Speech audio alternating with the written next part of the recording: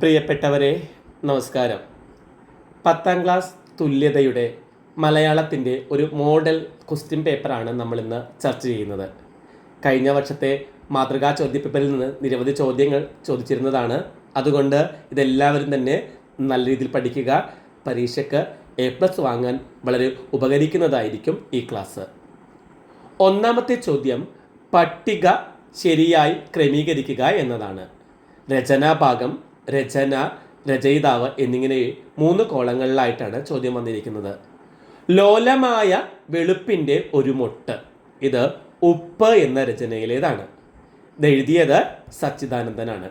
ലോലമായ വെളുപ്പിൻ്റെ ഒരു മൊട്ട്, ഉപ്പ്, സച്ചിദാനന്ദൻ. അമ്പ പേരാറെ നീ മാറിപ്പോമോ ആകുലയാമൊരൊഴുക്കുചാലായി, ഇത് കുറ്റിപ്പുറം പാലം എന്ന കവിതയിലേതാണ്. ഇടശ്ശേരി ഗോവിന്ദൻ നായരാണ് ഇതിൻ്റെ രചന. കുടിവെച്ച ശേഷമാണ് എനിക്ക് വരനെപ്പറ്റിയും തറവാടിനെ പറ്റിയും ക്രമേണ അറിയാൻ കഴിഞ്ഞത്. നഷ്ടബോധങ്ങളില്ലാതെ, ദേവകി നിലയങ്കോടിൻ്റെ ആത്മകഥാപരമായ രചനയാണിത്. കുടിവെച്ച ശേഷമാണ് എനിക്ക് വരനെപ്പറ്റിയും തറവാടിനെ പറ്റിയും ക്രമേണ അറിയാൻ കഴിഞ്ഞത്. നഷ്ടബോധങ്ങളില്ലാതെ, ദേവകി നിലയങ്കോട്. 2 മുതൽ 5 വരെ ചോദ്യങ്ങളുടെ ഉത്തരം തിരഞ്ഞെടുത്ത് എഴുതുക. 1 സ്കോർ വീതമാണ്. അപ്പോഴാണ് ഭർതൃഗൃഹത്തിൽ എത്തിയാൽ പെരുമാറേണ്ട വിധത്തെ പറ്റിയുള്ള ഉപദേശം ലഭിക്കുന്നത്. ഇവിടെ ഭർതൃഗൃഹം എന്ന പദത്തിൻ്റെ ശരിയായ വിഗ്രഹാർത്ഥം ഏത്? ഭർത്താവും ഗൃഹവും, ഭർത്താവിൻ്റെ ഗൃഹം, ഭർത്താവാകുന്ന ഗൃഹം, ഭർത്താവിനോടൊപ്പം ഉള്ള ഗൃഹം. ഇത് ഭർത്താവിൻ്റെ ഗൃഹം എന്നതാണ് ഏറ്റവും ശരിയായ ഉത്തരം. സ്വർണ്ണാഭരണം എങ്ങനെ നമ്മൾ ഗ്രഹിച്ചെഴുതും? സ്വർണം കൊണ്ടുള്ള ആഭരണം. വലക്കണ്ണി, വലയുടെ കണ്ണി. പയറുവള്ളി, പയറിൻ്റെ വള്ളി. നീല പട്ടുസാരി, നീല നിറമുള്ള പട്ടുസാരി. ഈ രീതിയിലാണ് വിഗ്രഹപദങ്ങൾ എഴുതേണ്ടത്. കുറച്ച് ഉദാഹരണങ്ങളാണ് ഞാൻ പറഞ്ഞത്. ഇനി 3ാമത്തെ ചോദ്യം നോക്കാം. എൻ്റെ പോക്കിന് കടിഞ്ഞാടിടാൻ ശ്രമിച്ച് അന്ന് നിങ്ങളെല്ലാവരും തോറ്റു. ഇവിടെ അടിവരയിട്ട പ്രയോഗത്തിൻ്റെ അർത്ഥം എന്താണ്?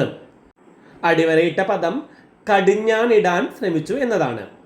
നിയന്ത്രിച്ച് നിർത്താൻ, പ്രചോദനം നൽകാൻ, സഹായിക്കാൻ, മാനസികമായി തളർത്താൻ. ഉത്തരം ഏതായിരിക്കും? നിയന്ത്രിച്ച് നിർത്താൻ. എൻ്റെ പോക്കിനെ നിയന്ത്രിച്ച് നിർത്താൻ ശ്രമിച്ച് അന്ന് നിങ്ങളെല്ലാവരും തോറ്റു. 4ാമത്തെ ചോദ്യം. അവിളംബിതം നിവാരണം ആവശ്യമായ ഒരു ദോഷമാണത്. അധ്യയന മാധ്യമം മാതൃഭാഷയാകണം എന്ന പാഠഭാഗത്തിലെ ചോദ്യമാണ്. അവിളംബിത നിവാരണം ആവശ്യമായ ഒരു ദോഷമാണ്. ഗാന്ധിജി ഇങ്ങനെ പറയുന്നത് എന്തിനെ പറ്റിയാണ്? മാതൃഭാഷയിലുള്ള അധ്യയനത്തെ, ശാസ്ത്രാവബോധം നഷ്ടപ്പെട്ടതിനെ, വിദേശ ഭാഷയിലുള്ള പഠനത്തെ, സാമൂഹിക പരിഷ്കരണ പ്രവർത്തനങ്ങളെ.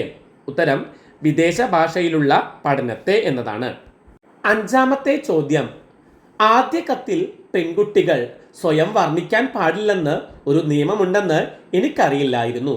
വെബ്സൈറ്റ് എന്ന ചന്ദ്രമതിയുടെ ചെറുകഥയിലെ ഒരു വാക്യമാണിത്. സമൂഹത്തിൻ്റെ ഏത് മനോഭാവത്തെയാണ് സ്മിത ഈ വാക്കുകളിൽ പരിഹസിക്കുന്നത്? സ്ത്രീകളുടെ ആത്മപ്രശംസയെ, സ്ത്രീകളോടുള്ള വിവേചനത്തെ, സ്ത്രീകളുടെ അഹങ്കാരത്തെ, പുരുഷന്മാരുടെ അതിവിനയത്തെ. സ്ത്രീകളോടുള്ള വിവേചനത്തെ എന്നതാണ് ഏറ്റവും ശരിയായ ഉത്തരം. അടുത്ത ചോദ്യം. 2ഓ 3ഓ വാക്യത്തിൽ ഉത്തരം എഴുതുക എന്നതാണ്. 2 സ്കോറാണ് അതിന് ലഭിക്കുന്നത്. ചോദ്യം നമ്പർ 6. ഞാൻ അത്തരം കാര്യങ്ങൾ സർവപ്രധാനമായ ഒരു ദേശീയ ദുരന്തമായി കണക്കാക്കുന്നു. അധ്യയന മാധ്യമം മാതൃഭാഷയാക്കണം. ഈ വാക്യത്തിൽ സൂചിപ്പിക്കുന്നത് എന്ത്? വ്യക്തമാക്കുക.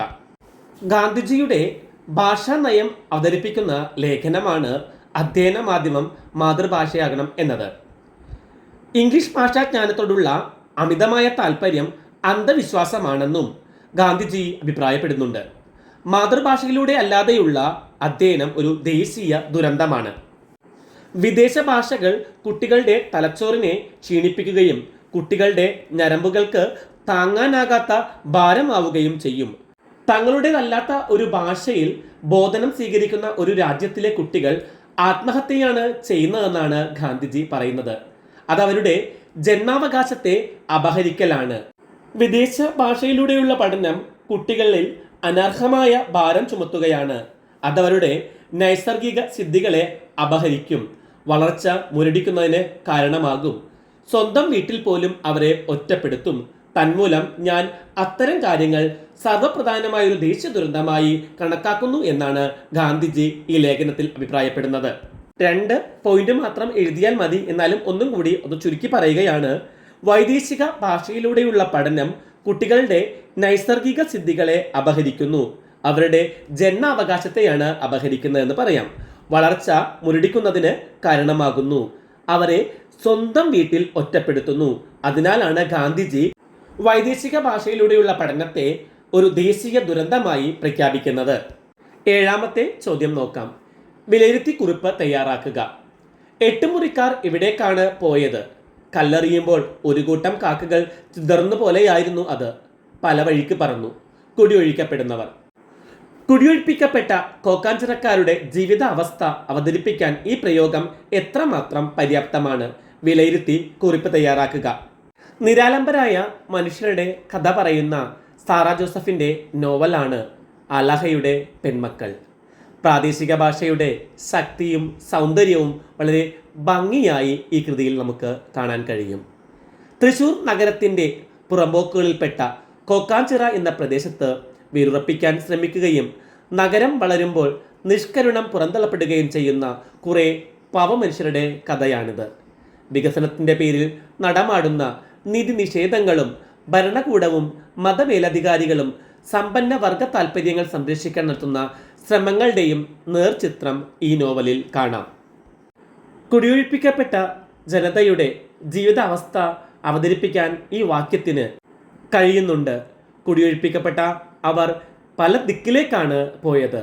എവിടേക്കാണ് പോയതെന്ന് ആർക്കും തന്നെ അറിയില്ല. കല്ലെറിയുമ്പോൾ ഒരു കൂട്ടം കാക്കകൾ ചിതറുന്ന പോലെയായിരുന്നു അത്. പല വഴിക്ക് പറന്നു.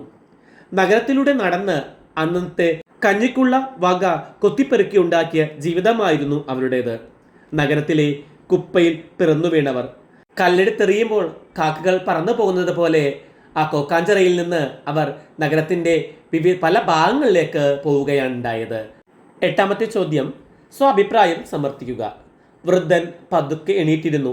എന്നിട്ട് അത്ഭുതകരമായ ഒരു പ്രവൃത്തി ചെയ്തു. തേന്മാവ് എന്ന ചെറുകഥയിലെ വാക്യമാണ്. വൈക്കം മുഹമ്മദ് ബഷീറിൻ്റെ ചെറുകഥയാണിത്. തേന്മാവ് എന്ന കഥാശീർഷകം യൂസഫ് സിദ്ദീഖ് എന്ന വൃദ്ധൻ്റെ കൂടെ പ്രതീകമാണോ? നിങ്ങളുടെ അഭിപ്രായം സമർത്ഥിക്കുക. ബേപ്പൂർ സുൽത്താൻ എന്ന് വിശേഷിപ്പിക്കുന്ന വൈക്കം മുഹമ്മദ് ബഷീറിൻ്റെ പരിസ്ഥിതി സംബന്ധമായ ഒരു ചെറുകഥയാണ് തേന്മാവ്. മരണാസന്നനായ വൃദ്ധൻ തനിക്ക് കിട്ടിയ വെള്ളം കുടിക്കാതെ തൈമാവിൻ്റെ ചോട്ടിൽ വെള്ളം ഒഴിക്കുന്നതും പ്രകൃതി സംരക്ഷണത്തിൻ്റെ ഒരു പുതിയ പാഠം രചിക്കുകയാണ് ഇവിടെ. മരണാസന്നനായ യൂസഫ് സിദ്ദീഖ് എന്ന വൃദ്ധൻ തനിക്ക് കിട്ടിയ വെള്ളം ആദ്യം കുടിക്കാതെ തന്നേക്കാൾ വെള്ളം ആഗ്രഹിക്കുന്ന ആ ചെറിയ തേന്മാവിന് വെള്ളമൊഴിക്കുകയാണ് ചെയ്യുന്നത്. യഥാർത്ഥത്തിൽ തേന്മാവ് എന്ന കഥ യൂസഫ് സിദ്ദീഖ് എന്ന വൃദ്ധൻ്റെ കൂടി പ്രതീകം തന്നെയാണ്. അദ്ദേഹം ചെയ്ത ആ ചെറിയ കർമ്മം മനുഷ്യൻ്റെയും പ്രകൃതിയുടെയും സൗഹൃദത്തെയാണ് പ്രതിനിധീകരിക്കുന്നത്. വൃദ്ധൻ കാണിച്ച കരുണ ജീവിതത്തിൽ ചെറുതെന്ന് തോന്നുന്ന കാര്യങ്ങൾക്കും മൂല്യമുണ്ട് എന്ന് നമ്മളെ ഓർമ്മിപ്പിക്കുന്നുണ്ട്. ഓരോ വ്യക്തിയുടെയും ചെറിയ നന്മകൾ സമഗ്രമായ സാമൂഹിക മാറ്റങ്ങൾക്ക് വഴിയൊരുക്കുന്നു. ആ തൈമാവ് വളർന്ന് നിരവധി ജീവജാലങ്ങൾക്ക് അത്താണിയായി മാറും. മധുരമുള്ള മാമ്പഴങ്ങൾ നൽകി തണൽ നൽകി സമൂഹത്തിന് ഗുണമുള്ള ഒന്നായി ആ തൈമാവ് മാറും. 9ാമത്തെ ചോദ്യം. പ്രതികരണക്കുറിപ്പ് തയ്യാറാക്കുക. മരുഭൂമിയെ പൂങ്കാവനമാക്കി മാറ്റി അവിടെ സുഖമായി ജീവിക്കുന്ന മനുഷ്യൻ്റെ അടങ്ങാത്ത അനുകൂലത്തെപ്പറ്റി കൂടിയാണ് ഈ സിനിമ. മതിലുകളിലെ ജീവിത ദർശനത്തെക്കുറിച്ചുള്ള ഈ നിരീക്ഷണത്തോട് പ്രതികരിച്ച് കുറിപ്പ് തയ്യാറാക്കുക. മതിലുകളിലെ പ്രമേയത്തിന് സാർവജനീനതയുണ്ട്. കാലദേശാതീതമായ പ്രമേയമാണ് ഈ സിനിമയുടേത്. ബഷീറിൻ്റെ ജീവിതമാണ് ഈ സിനിമയിൽ അവതരിപ്പിക്കുന്നത്. ബഷീർ എന്ന മഹാനായ എഴുത്തുകാരൻ്റെ ഹൃദയരക്തമാണ് മതിലുകളിൽ വാർന്നു വീഴുന്നത്. മരുഭൂമിയെ പൂങ്കാവനമാക്കി മാറ്റി അവിടെ സുഖമായി ജീവിക്കുന്ന മനുഷ്യൻ്റെ അടങ്ങാത്ത അനുകൂലത്തെപ്പറ്റിയുള്ള സിനിമയാണിത്. ഈ സിനിമയിൽ മനുഷ്യ മഹത്വമാണ് പ്രകീർത്തിക്കുന്നത്.